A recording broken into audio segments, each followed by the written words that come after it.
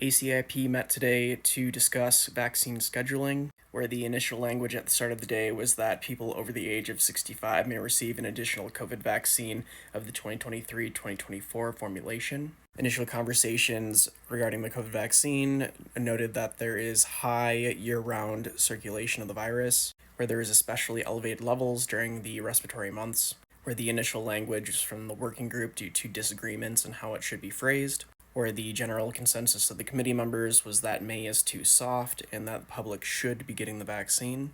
Hence, the proposed language was voted on being amended to should.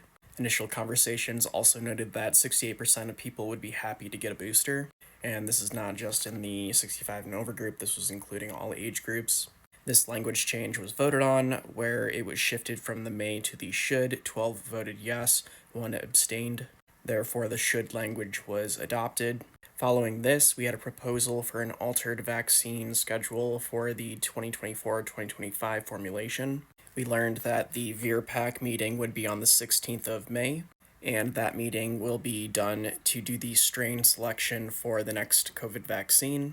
And then following that meeting, the June meeting of the Advisory Committee on Immunization Practices would then make a proposal for who could get the vaccine. So we would have the strain selection in May, the updated proposal guidelines in June, but we would still be getting the vaccine in the fall.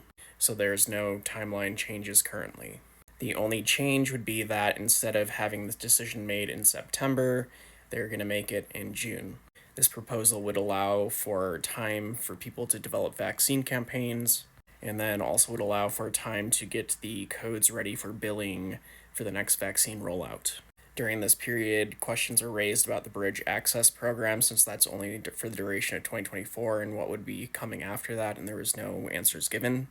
Then we moved on to public comments, and I will highlight 3 of those. Granted, there were only 5 public comments, but 3 of them were specifically related to COVID. Diana Olson noted low vaccination rates and wanted 3 things. 1, the implementation of vaccines for adults program, similar to our Vaccines for Kids program. 2, continued support for vaccine safety systems. And 3, continued strong vaccine support infrastructure, specifically in regards to funding for the program. Then we have comments from Hannah Burke, requesting updated vaccines for all ages at least every 6 months. They recommended the adoption of the proposal of the should language today, the stronger should language being passed for recommendations of a booster in the spring, so starting in March, for updated boosters of the current XBB 1.5 vaccine, the 2023-2024 configuration for those 65 and over.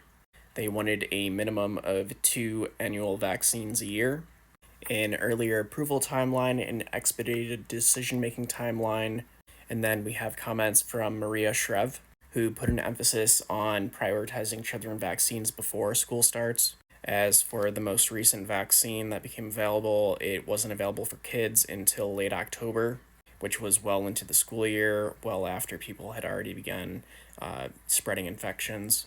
They asked for an increased supply for children's vaccines because they had to call around for a long time to be able to even get their children vaccines scheduled due to this low supply.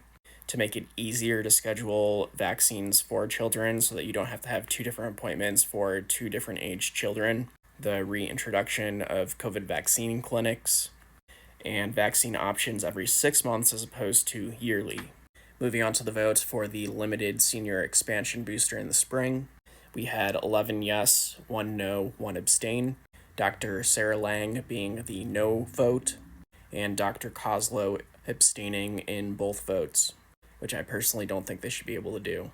Now, outside of this, something that I thought was super weird is that they kept bringing up vaccine fatigue in this meeting, which is complete BS, where during the flu vaccine discussion, an elderly woman on the committee brought up not just vaccine fatigue, but the detrimental effects of repeat vaccinations in immune fatigue.